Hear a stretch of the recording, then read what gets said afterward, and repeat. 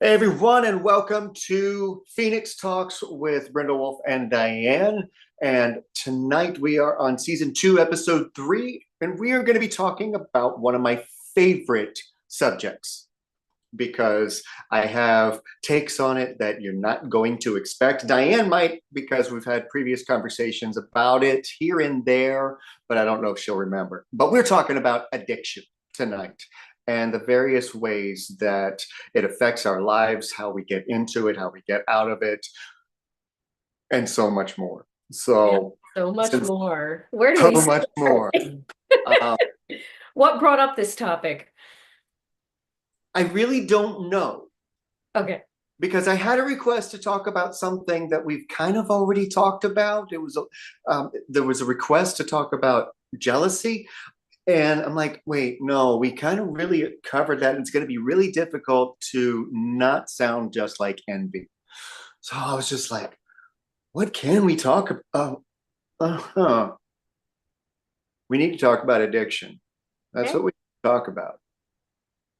Let's do it. Let's do it. All right, let me bring up the live on my computer so that I can see the chat room. Yeah. hmm And I do have some surprise ideas out there because there's Awesome. so many arms and legs to addiction. It's not just what people think. No, it's not. And I'm going to laugh if we're in line and aligned with Okay. that. We're probably on the same page. Go ahead. You start. But how does it start? How do we start becoming addicted? Well, trying to find happiness at its most basic. We're trying to find that good feeling that we have when we're happy. Mhm. And or we're trying to get away from a feeling that we've been having and replacing it with something else, typically gambling, smoking, drinking, drugs, those, whichever case you fall into on those. But there's another factor we're going to get into a little bit later. Okay.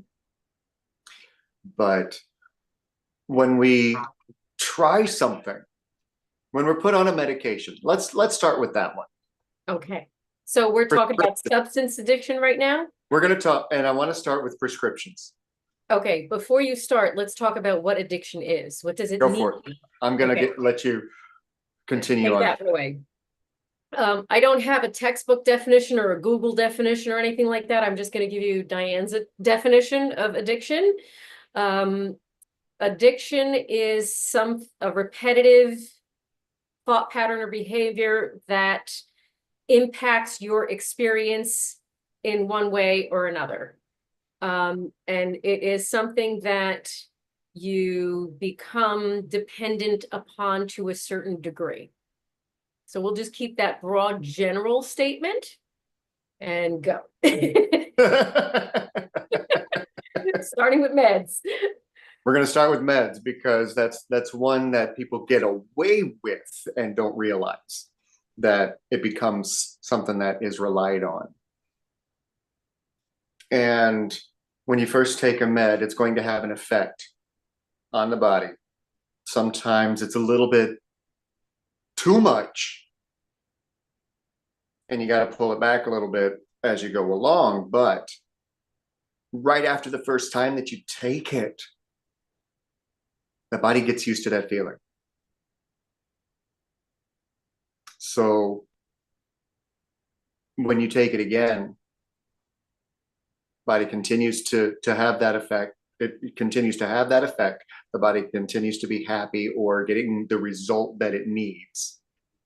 I mean, we hear about addictions to opioids, addictions to forms of Xanax, and all the varying levels of that particular medication because of just how much the body begins to rely on that in order to function through whatever it is that you're trying to correct or release pain from. And that's one reason why I want to talk about medications is because a lot of the ones that people get addicted to, much not typically not of their own fault because they weren't looking Right. to numb So or that to replace. involves the body chemistry. So when you're Yeah. talking about substance usage, I'm going to first start with the word usage because Yes. that's sometimes how it just starts. It starts with substance usage, substance that can become you become chemically dependent on because it interacts with your body chemistry in a way that now makes your body chemistry feel like it requires it to exist. Yes. Um, alcohol, pharmaceutical medication, recreational chemicals, drugs per se, Mm-hmm. um, whatever substance that interact with your body chemistry. I guess that's topic number one, because there's so many arms and legs that we're going to go into. Oh, yeah. And any of them that help to enhance endorphins, the happy hormones, any of them that enhance that Yeah. are probably more easily addictive. So the medication, many moons ago, I worked at a pharmacy in my young days. And I was a pharmacy tech, and I have to tell you, there were more legal druggies than there were illegal druggies because doctors didn't care. They just wrote prescriptions out. That's fine. It's a whole other discussion. The point is, we now have an epidemic. And now that's not to say that medications are not necessary from time to time for some folks. The issue becomes when you become dependent on it, and that's where it becomes an addiction, where Right. you feel like you cannot function without it, and you're afraid to try to function without it. And your Exactly. body chemistry is now uh, uh, in trouble. Let's just Yes. call it. I mean, I wanted to kind of kick off with not at fault Mhm. addictions, Right. because a lot of times when people go to a doctor, they expect the doctor to provide them with the substance that they need in order to feel better, in order to heal. So they are prescribed pain relievers or antidepressants, anti-anxiety, whatever the case is. And all of a sudden, they can't deal with any kind of pain. They can't deal with any kind without having to be on an anti-anxiety, because as soon as it starts to wear off, their anxiety is doubled. I actually have a friend who deals with this. So it's not at fault. No. And a lot of my clients that struggle with addiction, it occurred because of a surgery, a car accident, um, something like that, where it was at the time medically necessary, but then they somehow developed a dependency to it. Right. A couple of my clients are on the sustainable, like where you go to the doctor and get a shot to help you not uh, be without it, even though you don't want to be dependent on it and you're not trying to be addicted to it. Your body chemistry has now become intertwined with it to the point where it could do damage if you Mm-hmm. don't have it. So now you have this kind of a maintenance that is supposed to help you not have the physical problems that occur from not having this chemical substance in your body. Right. And then the decision is made to wean off, Mhm.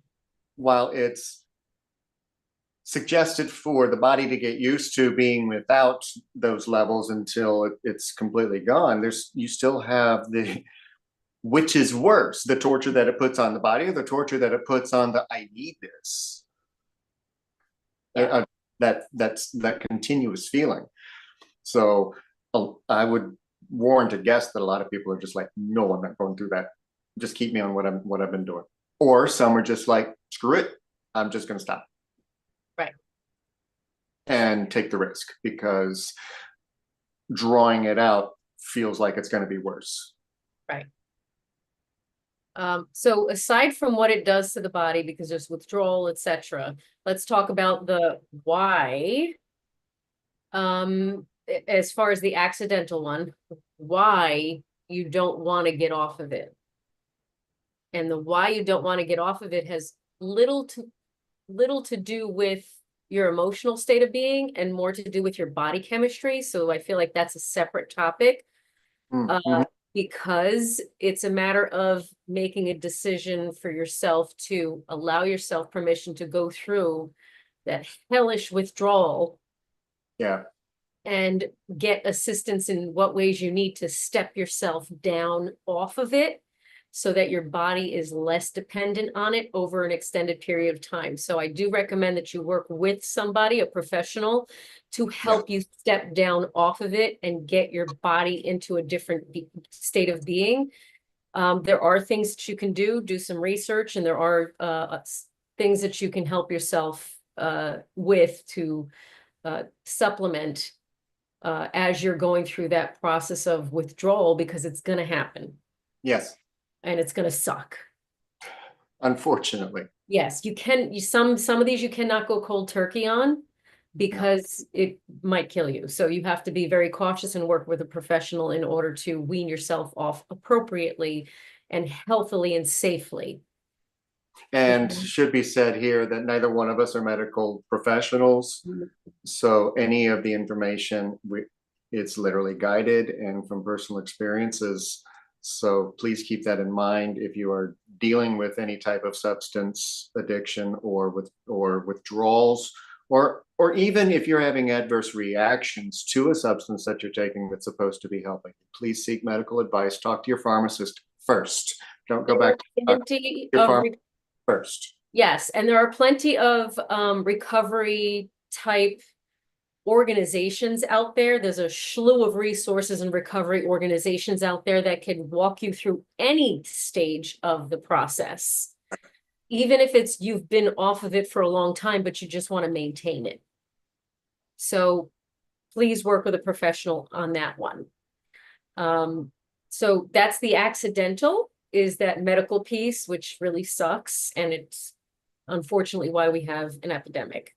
I do want to take a piggyback twig real quick on that one, where something to just to plant a seed for a lot of people who have gone to see a psychiatrist who is going to start providing them with something to ease the mental anguish that they might be experiencing. It is my belief, and now, like I said just a minute ago, we're not medical professionals, and I know that there are mental misfires that happen on a chemical level that this belief will not apply to. So please keep that in mind and take this with a grain of salt. But one of the things that I believe that antidepressants, anti-anxiety medications are supposed to be geared for is to help make it easier so that you can think through what you're experiencing, so that it's more of a tool to calm things down when you can't, so that you can get into a place where you can do the work and not fall into, apologies, a crutch of I can only function if I have this medication. Unfortunately, it's usually given as a crutch, and it's not followed up with and accompanied with the tools and the skills to help yourself do the inner work to get yourself out of the place that puts you in that space that felt like you needed the assistance to begin with, the chemical assistance. Which makes, once you just make the decision that, okay, I don't like how this feels in my body because I know that it's doing damage and I know that I'm starting to become reliant on it, it makes stopping it that much harder because there wasn't any work done during. Right. Right. And that's where you get on that endless cycle of addiction, because you can't get off of it because you don't have the tools and the skills necessary to do that, or to have pulled yourself out of the state to begin with. And again, this doesn't apply to things like methamphetamines that help people with ADHD, because that's a totally different subject and it affects the brain very differently, and it is a tool and it's not a crutch. So there's again, this really just applies to the accidental or Yeah. the here, you feel depressed, let me throw this at you. That should fix you. It's not a fixer. And I think that's the piece that we want to talk about is Right. that in order to allow yourself to get off of it completely, you need to do the type of work that you need to do in order to get yourself to a state of being mentally and emotionally that you don't feel like you need the assistance. Right. And one of the things with anxiety is that, is it innate? Oh, good question. Maybe. Is it something that gets worse the more that it's ignored? Yes. Mm-hmm. I'm not saying there's natural supplements that are going to do the same thing because one's chemical, one's not, but there are alternative holistic methods of achieving the assistance that you were seeking originally that you can use in place of. Yes. For example, very little people know this except for the herbalists. The mimosa tree. They call it the happy tree because if you make a tea out of those flowers, it immediately elevates and does what an antidepressant does. Right. There's Without also blue valerian, mugwort. There you go. So there are things out there that can Yeah. assist you in the way that you originally sought the assistance, but without And a quick shout out to David Winston with Herbalists and Alchemists. They are incredible, and they know what they're talking about. And if you want to try and take more of a holistic and natural herbal way, reach out to their website, herbalistandalchemist.com. They're just amazing. I take a tension relief formula that has the blue vervain and the mugwort in it that I continuously find new ways that it helps. Right. It's called tension relief, and it has helped me calm my mind. It has calmed pain receptors so that a simple OTC pain reliever would work. Right. Right. There's plenty of options that are replacing the chemical substance for mood enhancement, for antidepressing. So you do have options, you do have choices, but again, you got to seek professional assistance in guiding yourself through weaning off of it so that you don't do more harm in your body. But what about the people who are trying to numb the pain, don't have insurance, or what they've been taking isn't working anymore? So are we still talking about the No, now we're bridging. Now we're bridging. Okay. So we're bridging to in the comments in the live chat on the comments, shout out real quick to my co-host from the Messengers and co-founder of Rise Radio, DJ Carey. She says that's why people get addicted to other things, so they don't have to deal with the feelings. Right. So let's talk about that piece. Yes. So why do we seek external numbing agents to assist us? Number one, we don't have the tools and the skills to work through it. Nope. We feel like we don't have the support. We're stuck in that mentality of, I can't do any better and I need this in order to help me. And sometimes you don't realize that you're just escaping. The pain of the trauma that you're reliving over and over again is what you're running away from. So in taking these substances, you're actually practicing avoidance very well. You're avoiding dealing with the trauma instead of walking yourself through it. Yeah. So it's really just an avoidance tactic that becomes then a problem. When does it become a problem? When it affects your life negatively. I'm not talking about if you're having a glass of wine on the weekend. I'm talking about if you can't go a day without a glass of wine. That's not how it works, but well, general and light is what we're keeping it. Vulnerable moment for one of the hosts, because not too long after my father passed in 2011, I was having 1 or 2 glasses of wine every day. Then it became a little bit more. It wasn't immediate. It wasn't just numbing. It was just, oh man, I like how this is making me feel relaxed, and I can just forget about the day. And then promises were made, forgotten. Things happened that could have been avoided or assisted. Right. And I could also feel the effects that I still deal with to this day. And as of this video, I'm approaching 19 months sober from it. And I still deal with the after effects. Mm-hmm. And there are times, very few, because I have that mindset of I don't want to feel that way again. I don't need that feeling again. But that was a personal choice.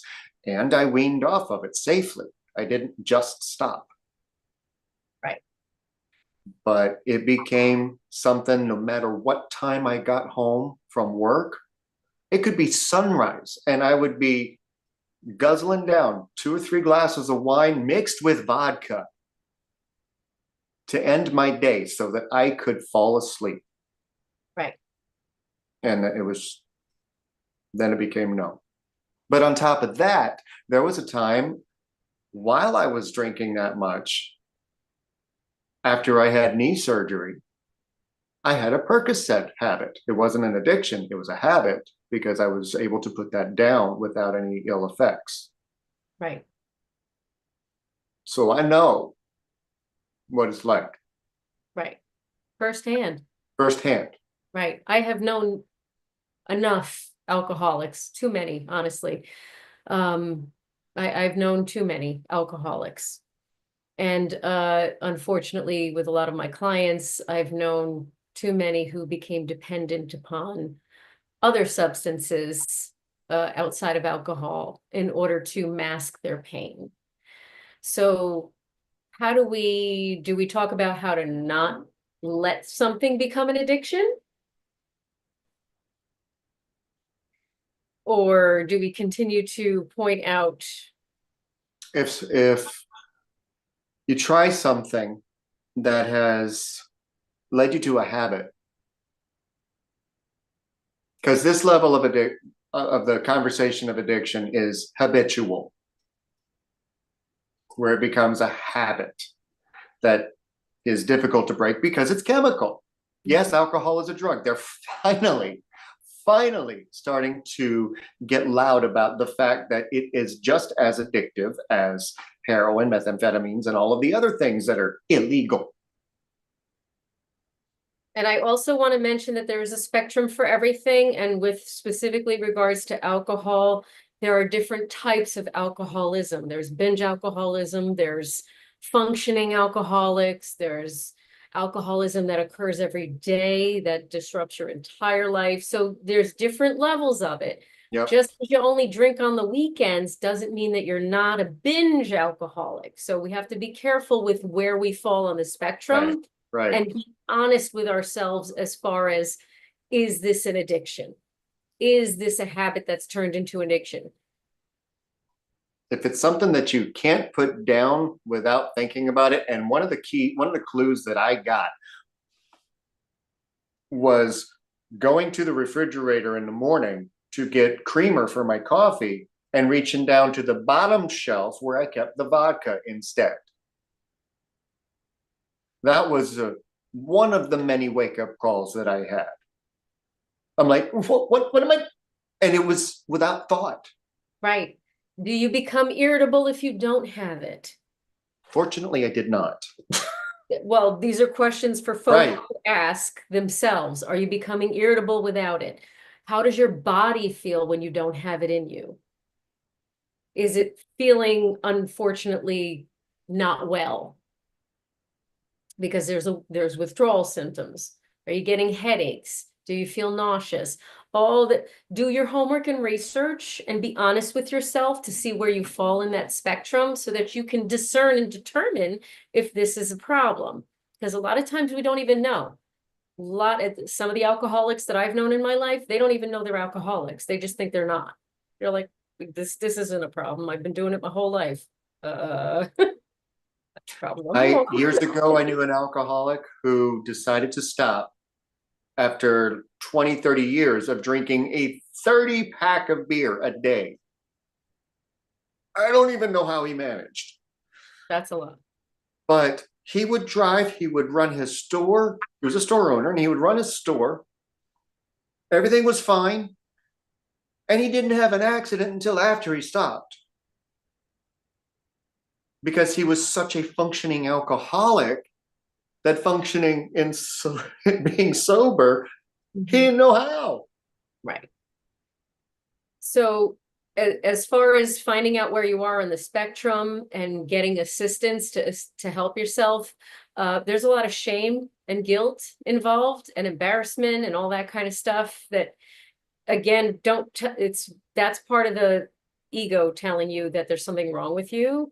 Instead of I want you to give yourself grace. I want you to give yourself a whole ton of compassion and love yourself through it and forgive yourself for getting yourself into that pattern just for the purpose of masking and hiding and avoiding and getting rid of the pain.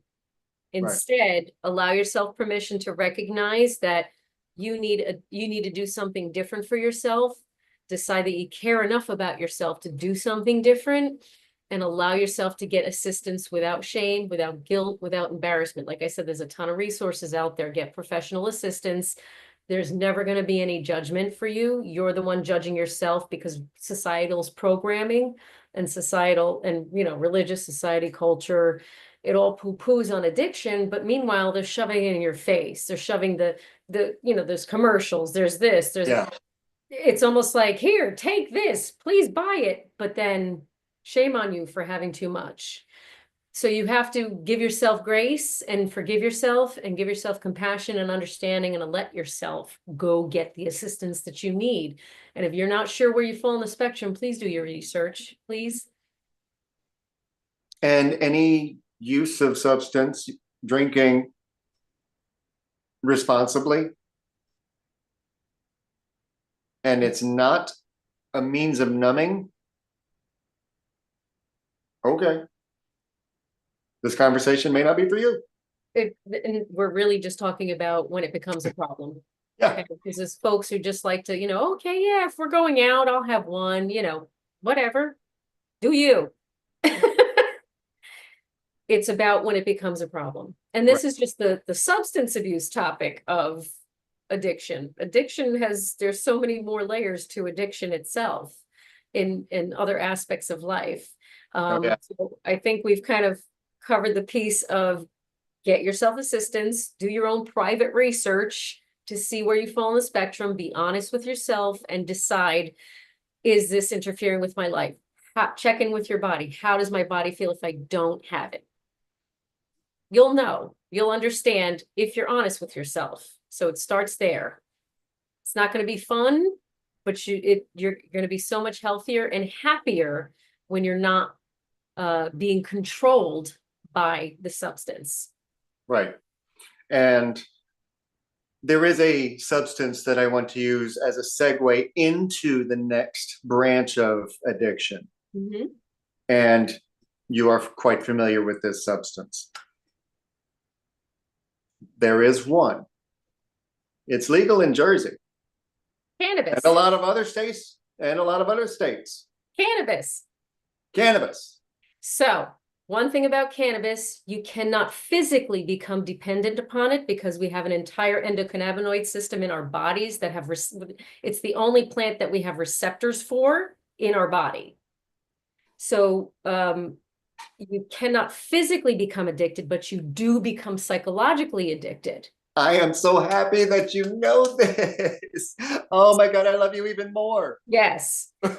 Can become psychologically addicted because, again, you're using it to escape. You're using it as a crutch. When does it become a problem? When you're on the couch 24/7 and you don't get anything done. And now or it makes you angry. It affects people differently. So oh my gosh, it affects you.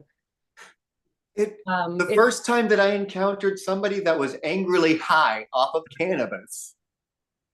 it's directly related to where you are in your life. So Hmm. if you're even more angry, it's like an amplifier. So this is where I want people to be acknowledged. What it does is it amplifies where you're at.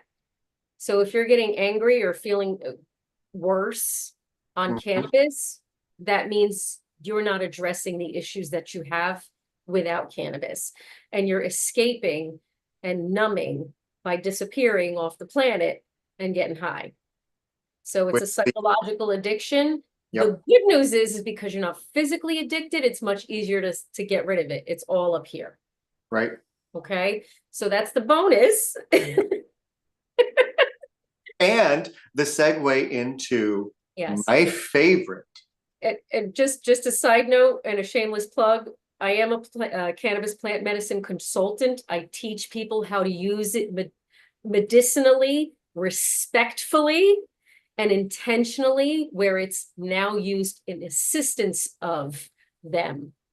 Because it does have a slew of good things that it can do for you Good. if used respectfully and appropriately. Okay, Good. now go.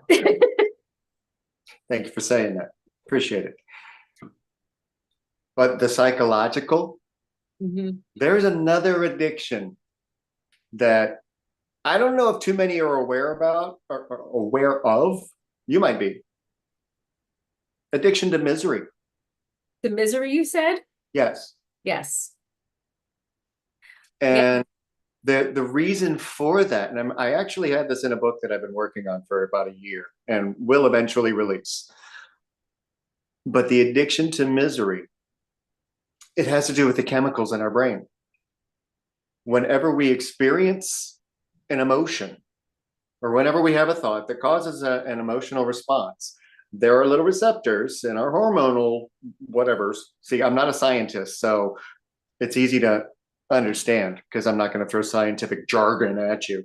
But we have all these little hormone creators in our brain that when we have an emotional response to a thought that we've had, boom, there they are. They're flooded with the body is getting flooded with them. So this is a great piece to talk about because trauma can be addictive. Yep. Cycle of abuse can be addictive. Yep. The body doesn't understand the nervous system does not understand the difference between what is exciting and what is scary. It feels the same chemicals responding within the body. And you can be completely chemical free, external Correct. substance free, and be Right. addicted to your own chemical release. Correct. So this is why people get stuck in abusive relationships too, because you have that high from them being nice to you and then that extreme drop. And then you're addicted to feeling that high again from when they're nice to you, because that's when your oxytocin releases, your dopamine, your serotonin, your uh, endorphins, your adrenaline, all that stuff that gets released when you're in that a different state of being, or when they're responding to you. Our emotions are Mhm. directly related to how our body responds, and it doesn't know the difference between happy and afraid. We emotionally have to know the difference and choose to do something different. So if you want the same result of a hit, gratitude. Yeah. Start dishing out gratitude. There is now there's brainwave studies to now prove that you release the happy chemicals in your brain when you express gratitude. And I don't mean just because everyone's grateful for things. Intentional, specific gratitude and allowing yourself to emotionally feel that gratitude will release all those wonderful happy chemicals right in here. Yep. Breathing techniques also allow for the release of those very same happy chemicals. And you know what? Let me give it to you right now, which one it is. There's a breathing technique. Don't ask me the name of it. I can't remember that kind of stuff. But there's a breathing technique where on the inhale, specifically on the inhale, you contract your root and sacral muscles That's the muscles, for those who don't know chakras, that's the muscles that you use for excretion and intercourse. So the lower regions, your lower abdominal and below muscles. When you contract those muscles on the slow inhale, hold it for a second, and then slowly release the tension in those muscles with the exhales. Then you do that several times in a row, you're going to actually feel the spinal fluid go from the bottom, from the base of your spine, all the way up into your brain and back up and down. So you have to do that a few times in a row and just keep doing that. And you're going to release all those happy chemicals and give yourself a natural hit with a breathing technique. So gratitude, breathing technique, there's other ways. And of course, healing, being in that state of being where you are working through those traumas and allowing yourself to feel the pain, because the pain isn't permanent unless you choose to live there. So you were saying something earlier, which brought me to, victimhood mentality. You're Yep. keeping yourself stuck there. Yep. You're keeping yourself attached to, instead of allowing yourself permission to move forward from. And part of the reason for that is, you ever gotten a massage and you had knots that were worked out because there's all this buildup of tension in the muscles, and afterwards, for no reason, you start crying, laughing, angry, sad. It just, where did the hell did this come from? It was just released.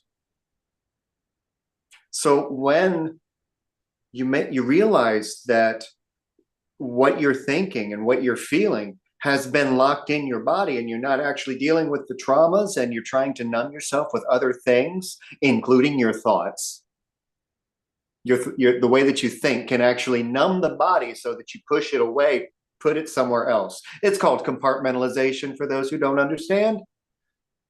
So when you start to relax, when you start to become grateful, when you start to say, I like you, I love you, and you start to do all of these different things, the body's going to react. It's going to start releasing those things that were trapped inside. Here's where the addiction to misery happens. Because, oh God, this is uncomfortable. Nope, go away, lock back in. So, and then you find yourself taking a couple steps backwards. Now you have an option in that moment.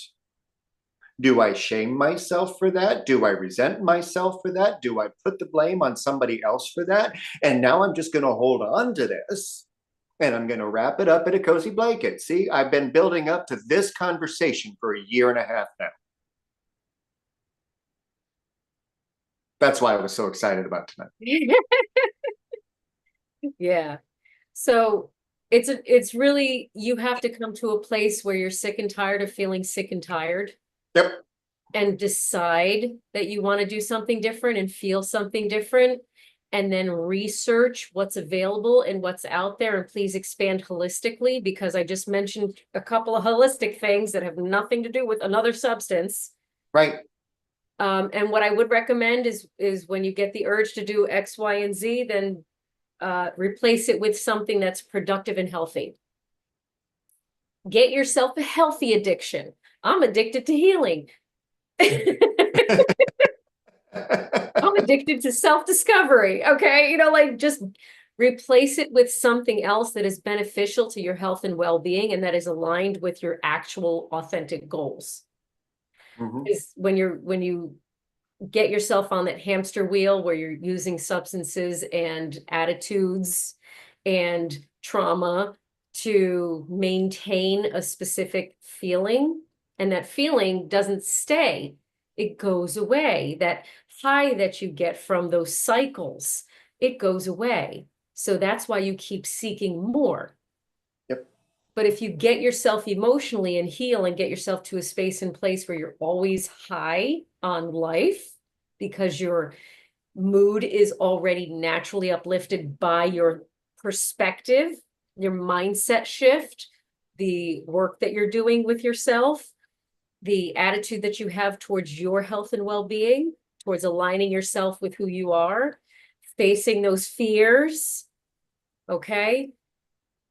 Choose a different addiction. Addiction comes, there's good addictions too. I'm just gonna throw that out there. It Yes, sounds like there a are. foreign concept and an alien thing to say, but if it's something that you become dependent on that actually helps you, okay. And it ain't harming you, ain't harming nobody else, and it makes your life more productive. Some people are addicted to working out. They're fit as a fiddle, they eat healthy, okay. It's not interfering with their life. I Nope. mean, again, if it becomes unhealthy, it means it's interfering with your life. Yep. Okay. That's So, why we probably hear a lot more people, instead of saying good addiction, they say better habits. correct. So just so you don't get confused in the mind, because I can feel you. I see you. I see you out there. Yes. Incorporate healthier habits in alignment with what your needs are and Because your an addiction is a goals. habit. Right. Because the body doesn't know the difference. Nope. So this is why we talk about what to do to heal, because you now have the tools and the resources that you need. If you go back and listen to season 1, we Yeah. kind of gave you all the tools that you need for the most part, at least a good starting point. Obviously you need to go into specifics and you need somebody to walk you through certain things so that you don't fall into the deep, dark rabbit holes and get yourself stuck on another hamster wheel. Right. And a lot of therapists will swear by having to go into the childhood to figure out why you have an addictive personality in adulthood. No, you don't. Just make a decision to do something different and then learn what that something different is supposed to be for you, so that you can achieve what you need to achieve to get yourself out of that cycle. Because ultimately you have to decide to get out of that cycle. Absolutely. And, you can talk to that inner child. There ain't nothing wrong with that. I do all the time. I'm like, hey, little Micah, shush. But at the end of the day, you have to be the adult that your inner child didn't have. Yep. And advocate for yourself. You're in the driver's seat. You get to decide. You are more powerful than your body chemistry. You have to work with yourself in order to get yourself to a different state. Not everything is a light switch that you can turn on and off. Everything might be a process, but it's a process of first unlearning the unhealthy stuff and relearning. Right. Think And of it what's this crazy?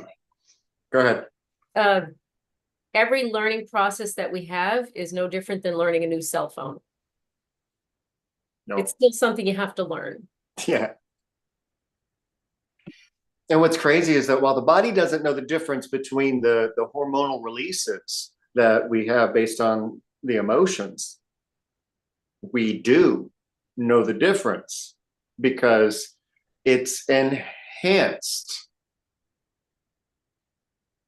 when you fall into hysterical laughter because you just heard the world's funniest joke for that day, and you just start laughing hysterically.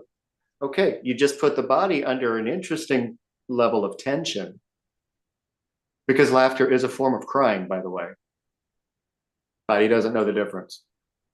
So on that note, you're reminding me to also give a homework assignment. Okay. Because laughter is a very healthy medicine for you, mentally, physically. Give yourself permission to play like a child. And I don't mean like, okay, what I mean is allow yourself to feel comfortable, even in your own little space, nobody's looking, to do something playful that you're not used to doing. Give yourself permission to do that without shame, without guilt, without embarrassment, without judgment. And give yourself permission to laugh and be giddy. It may be awkward at first if you're stuck on a hamster wheel and you don't know how to do that. It may be very awkward at first, but get over yourself, because you're the only one judging yourself. No one else is. Yeah. You, yourself, and you, well, then who's judging you? So ask yourself, does it really matter that this is what I'm doing right now? And how does it make me feel? Allow yourself to sink into playfulness. Feel the lightness that brings. Feel the happy chemicals that are released. There's your homework. Play like a kid. Yeah. I mean, I just recently started guided journaling, and I have this tendency for as enlightened and heightened awareness as I am, I personally have this tendency to, when I do homework or guided anything by somebody else, that I fall into this, well, what would they think that I should say about this about myself? And I fall into that. Now, granted, I don't specifically think that phrase, but it is along those same lines of how I respond, and picking up on that habit, because it has been, of needing the validation, people pleasing, making sure that people like me, and I want to make sure that they see the good things about me. I had to remind myself, kicking myself in the butt through the chair. Nobody cares about Nobody this. cares. Nobody's looking at this. You are doing this for you. So why do you care? You are Right. most important to yourself. Stop caring about what other people think and decide for yourself what you want. And you don't have to have anybody else know anything, okay? Do something silly. Like, okay, I'll give you an example. I'm a girl, so I shave my legs, okay? Draw pictures in the shaving cream on your leg. It's silly and ridiculous. Or take the shaving cream and make art in a tub. Make silly pictures on out of the shade, whilst you're busy doing a regular everyday thing. Yeah. Hearts, smiley faces, whatever it is that you want to draw. I don't care. It doesn't matter. The point is be playful with yourself. Third agreement. Yeah. Don't take things personally. Yes. Now, what you forget is to include yourself. Don't take yourself personally, because you're going to have those moments where you fall into depression. You're going to have those moments where you grieve, that you don't feel good, that you're just not where you want to be in that specific moment. And that's okay. Yes. And when you do, remember, intentionally decide to do one of the healthier things we mentioned to bring you those hits, and stop yourself. This is where boundaries, non-judgment, all the stuff we talked about in season 1 come into place to assist yourself to love yourself through it and empower yourself through it. And professional assistance, support. You have more support than you can ever imagine. Even if you feel so alone in the world, you do have support. You just have to give yourself permission to let it in. Okay, so stop judging yourself. You can do this. It's something that I recently started, and it's not because I don't, but I started at the beginning of my day and at the end of the day. I love you, Micah. Good. Because somebody reminded me in a Facebook post, when we list all the things that we love, now this is going to take a quick glimpse into the L word, and that's season 1 too. But when we list all the things that we love and that we're grateful for, how many times are we on that list? So, an addictive habit to start your day off. Go into the mirror,